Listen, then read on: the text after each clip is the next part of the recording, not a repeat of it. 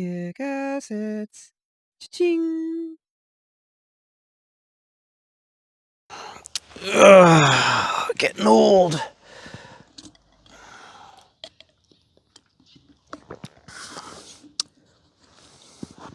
Hello, and welcome to my video on how I managed to buy 10 properties in 10 years in Japan. Now, this isn't clickbait. As crazy as it sounds, it's my reality. Sometimes it doesn't even seem real to myself. And when I set this goal 10 years ago, I didn't think it was possible. But you want to keep a positive mindset when you're doing stuff. And if you set your goals high and you achieve them, great. And if you don't quite achieve them, it's still a good thing if you got somewhere there. Who could ever imagined that a chump like me could have owned 10 houses in 10 years? I certainly couldn't have. How I did it? Honestly, fuck if I know. Pure luck. All right. Thank you for watching. Have a nice day. Can't believe I got all dressed up for this shit and combed my hair. What is this?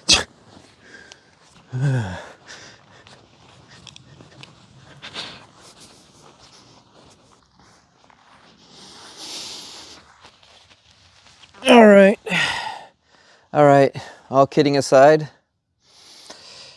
I actually can't believe I pulled it off, but I did. So I'm here to explain to you some of the things I did to get on the right track to complete this goal. It just happened out of nowhere. It's not like I set a day-by-day process, but I had a lot of ideas in my head and a lot of rules I followed, I should say. So I will attempt to give you a thorough explanation or an answer on how I did it.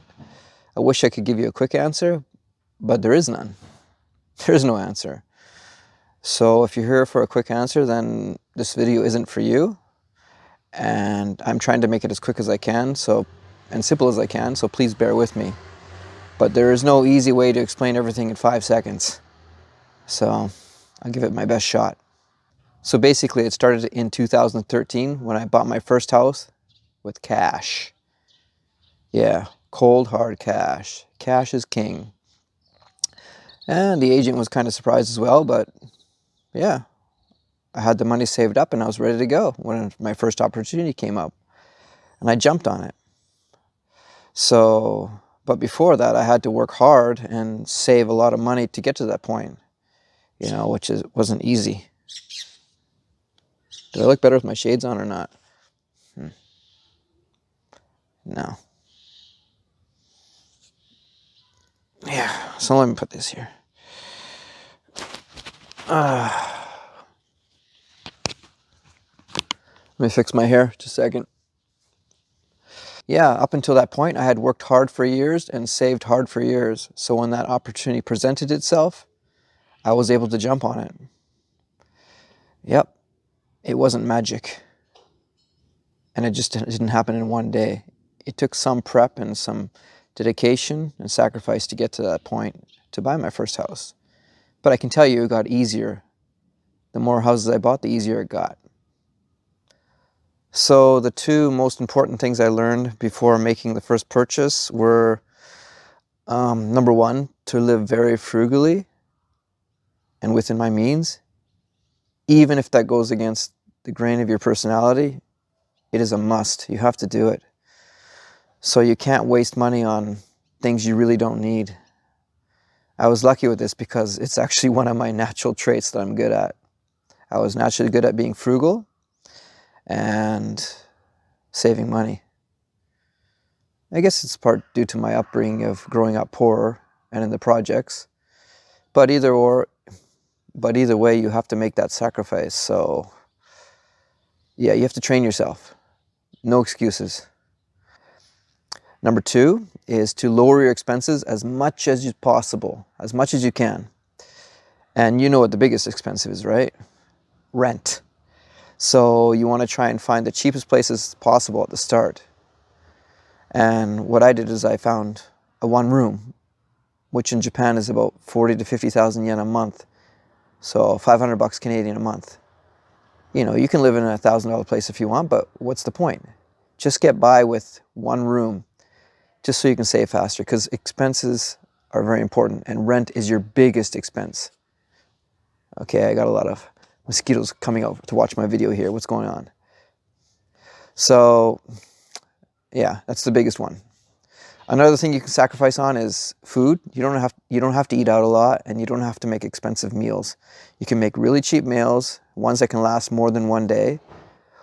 Or another option is the one I chose, is I bought a lot of bentos. Bentos is Japanese for lunchbox, at the supermarket, because at the supermarket after 8 o'clock or 9 o'clock, they'd become half price. So you can get some even good food for really good prices. So you could buy your dinner that night, your breakfast, and your lunch if you really needed to. And you save a lot of money doing that. Yeah, so that's one way. The other way you save money is by using as little electricity or utilities as possible.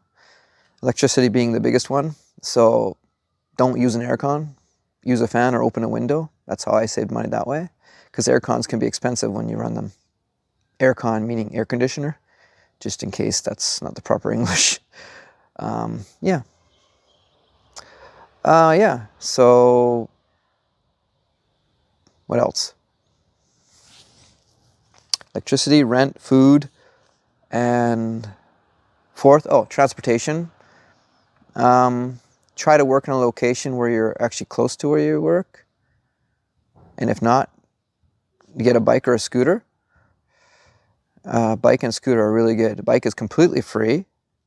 So I recommend getting a cheap e-bike if you go longer distances, or even a scooter, because to run a scooter, it's easy to get a license and it's very cheap to run on fuel. So I recommend that. Do not get a car. You don't need a car. They're just not worth it, especially at this point in time. When you have money coming through, when you have good cash flow later on, then you can get a car if you really need one. But no, you don't really need it. Yes. Oh, and number 5, don't waste money on entertainment, going out too much, partying, drinking, whatever. It's just a waste. So use that time and money to save and learn and focus on your goal. That's what I did. Don't drink, don't smoke, rarely went out to bars. You could still have fun playing games or video games, watching movies online for free, playing board games with your buddies. There's a lot of ways to avoid spending money. So you got to do that. Yes. Yeah, so, and number 6, don't waste a lot of money on booze or smoking or any bad habits for that matter, because it's not profitable and you're just going to waste a lot of money on it anyways. So if you're not willing to do these 2 things, 1 and 2, being frugal and lowering your expenses, then your road to being successful is going to take a lot longer, especially if you don't start off with much. I started off as an English teacher, so it's possible. And many people say, "Oh, how did you pull that off being an English teacher?" You just do it. No excuses. The salary is actually not that bad. You can get by. And considering you don't need many skills, or I don't want to say skills. You need skills, but you don't need many paperwork. You don't need to go to heavy training or have a big education to be an English teacher, especially in Japan or any other Asian countries. And yeah, it's a decent salary considering that, because you can come from a country like India or China who don't use English teaching as a way to make money, and if they work at a convenience store and they make half that salary, or 40% of that salary, or 60%, sorry, somewhere around there. Anyway, it's not impossible for them to do it either, but it's just going to take a lot more sacrifice and a lot longer. So an English salary is actually not too bad. If you're lucky enough to make more than an English salary working in a foreign country or in Japan, then you should be able to get there even faster. Just need a drink. Homemade smoothie. So yeah, my first goal was to eliminate my expensive rent. The biggest goal. That's your first goal, because that's a huge part of your monthly expenses. And I cannot emphasize enough how important it is to save. save cash and have it ready. So yeah, I had the cash ready to buy house number 1, and it went smooth. So the importance of cash cannot be emphasized enough, and this is something I will cover in another video at some point. You can buy houses other ways, but cash is the best way. So anyhow, after purchasing my first house, number 1, I did some DIY on it to get a good idea on how long it would take to do things and how much money it would cost to do those things, as well as what I could do on my own and what I couldn't do on my own. So I got a great idea on how much it would cost to make a property into a rentable property. And this took some time to get used to. And now with inflation going up, I have to adjust my thinking a little bit. But you get a good idea. It's pretty easy. So that way when I actually buy my future houses, I can have a better idea how much I need to invest in them, which makes it easier to tell if they're worth purchasing or not. So after doing my first house and DIYing it, I totally recommend doing everything yourself. It's a good way to save a lot of money. Don't hire anybody. The only place you'd hire somebody for is maybe the kitchen and the bathroom, because those are bigger jobs and you want to make sure they're done right. But flooring, replacing tatami mats, wallpaper, painting, changing electrical outlets, do it yourself. It's actually quite expensive to change an electrical outlet because you need a license in Japan. But just do it. You're not going to create a fire. It's not that hard. All right. So after I limited my expense of need to pay rent, I was able to save for house number 2 a lot faster because now I didn't have to pay $500 a month. That's huge. 500 times 12 months is $6,000 a year saved, right? So it goes a long way. You know, it just makes it quicker. So basically I was teaching, saving my salary there. I actually had a school, so I was actually building up my students as well, and I was saving the money from there, living frugally, living in my own house, and saving on rent. So my only expenses at the time were food and electricity and internet and a phone. Just live minimal. Be a minimalist. So that enabled me to save up for house number 2 a lot quicker. And of course, you don't just go out and buy the second house at any time. You keep an eye on the market and you watch to see what's out there. And all the while you're saving money. So when something decent comes up, if you have enough money, you can take it more seriously. And the more money you save, the more options you have. So just don't jump on anything. And basically I saw a decent house that looked like I could make a bid on it because I had enough saved up for that. And I managed to get it. So after I bought house number 2, I basically had to make a decision, which was very easy for me. And basically that is, which house could I get more rent for and which one could I rent out faster?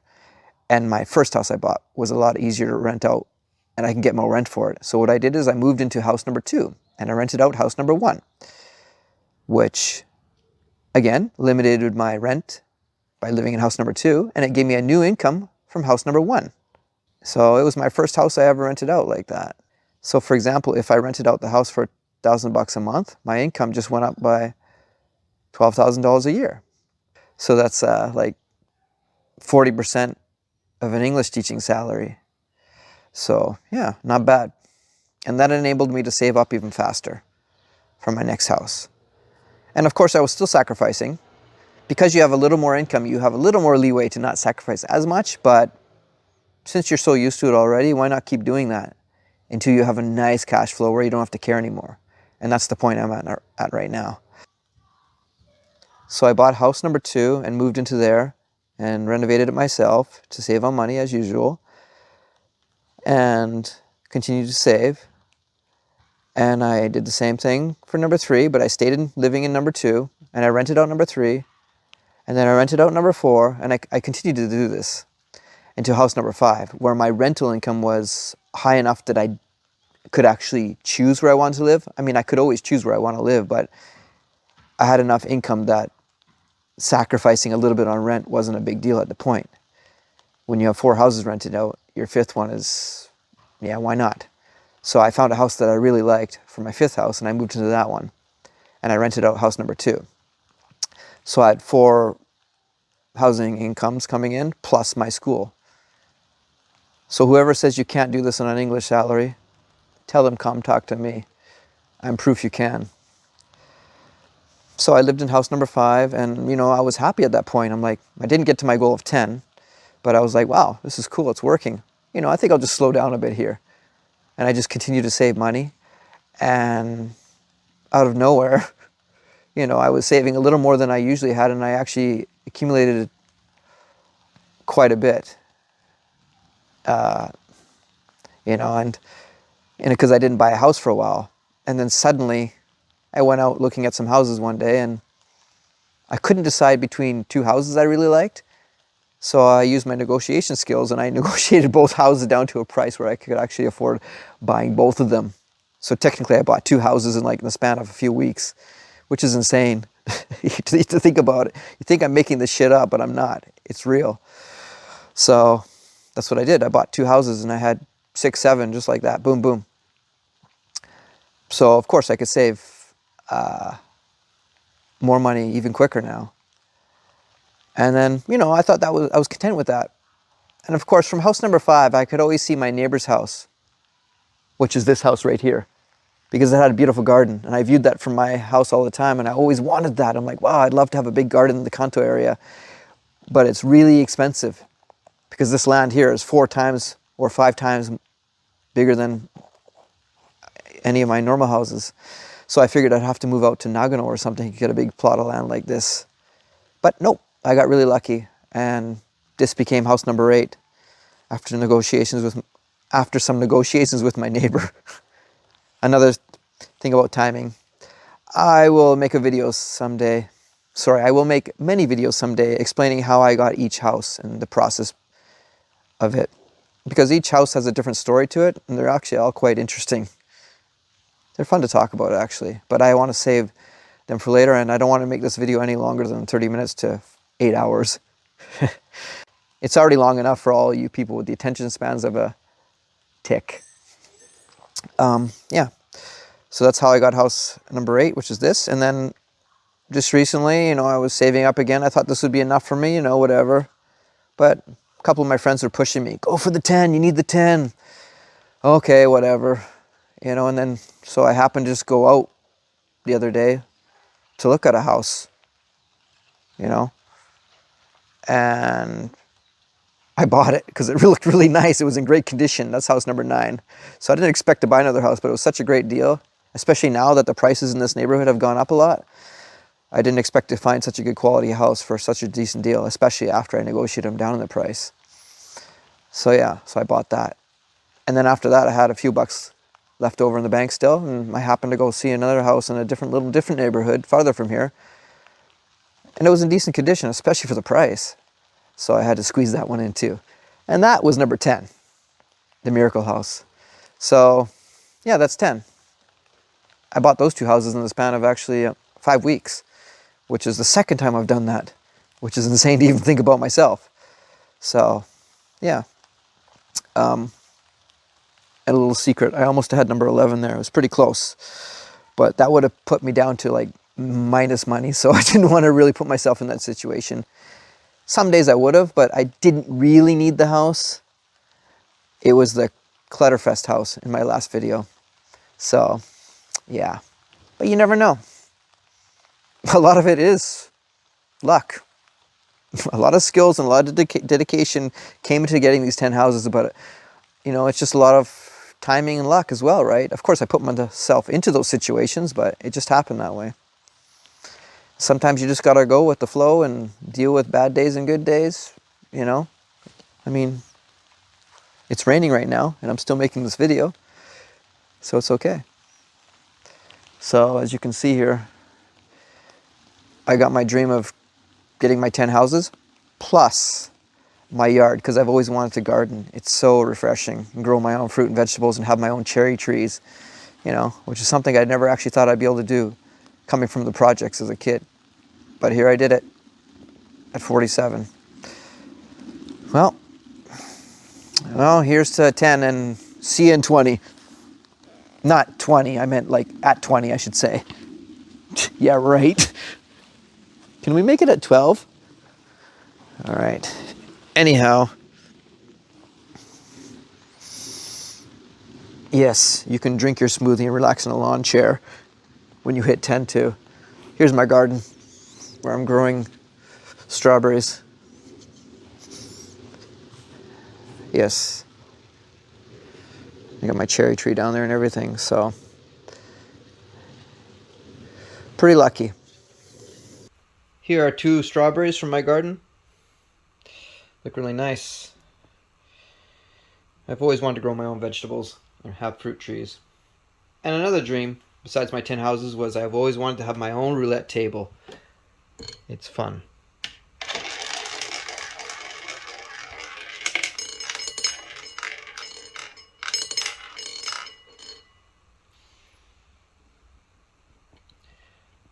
$33 black. Wow, my lucky number.